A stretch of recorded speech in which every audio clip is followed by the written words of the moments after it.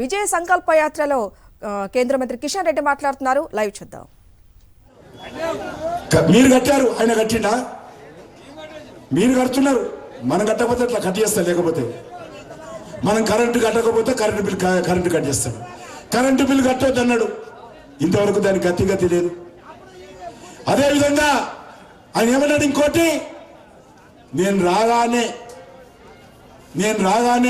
రైతుల రుణమాఫీ చేస్తాను, నేను రాగానే ఎకరానికి 10,000 ఇస్తా అన్నాడు, 15,000. నేను రాగానే మహిళలు ఎంతమంది ఉన్నారో నెలకు 2,500 రూపాయలు ఇస్తాను. వచ్చినా ఆమె ఎవరికన్నా బ్యాంకులు వచ్చినా ఆమె పైసలు 2,500 మీరు ఓట్లు వేయించుకున్నాడు. కానీ ఏ ఒక్కరికి కూడా 2,500 మీ అకౌంట్ లేదు.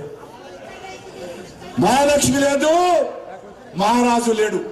వాళ్ళు మాత్రం కాంగ్రెస్ నాయకులు మాత్రం కాలు మీద వారు దాపుకొని మహారాజుల్లోకి కూర్చున్నారు.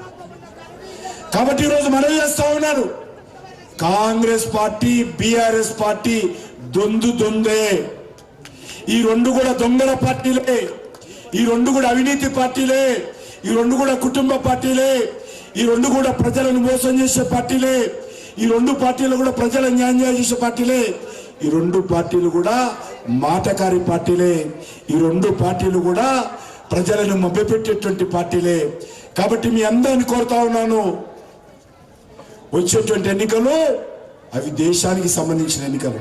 అది కేసీఆర్ ఎన్నికలో, లేకపోతే రేవంత్ రెడ్డి ఎన్నికలో, లేకపోతే ఇంకోరు ఎన్నికలు కాదు.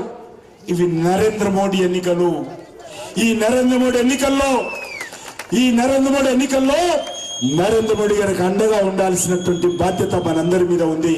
కాబట్టి మీ అందరిని కోరుతా ఉన్నాను, నరేంద్ర మోడీ గారిని ఆస్వాదించి, మరి ఏదైతే భారతీయ జనతా పార్టీ ఏదైతే మీ అందరి దగ్గరకు వచ్చి ఒక సంకల్పం తీసుకునేటువంటి ప్రయత్నం చేస్తూ ఉందో, మీ అందరూ కూడా నరేంద్ర మోడీ గారిని ఆస్వాదించాల్సిందిగా మీ అందరిని కోరుకుంటూ, అందరూ కూడా మీ సెల్ ఫోన్లు ఉంటే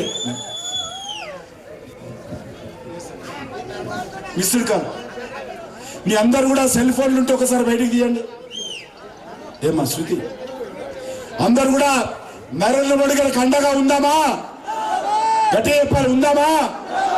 ఉంటే మీ సెల్ ఫోన్లు తీసి చూపియండి, మీ సెల్ ఫోన్లు తీయండి. ఒక నెంబర్ చెప్తాను, అందరూ నెంబర్ చెప్పాలి.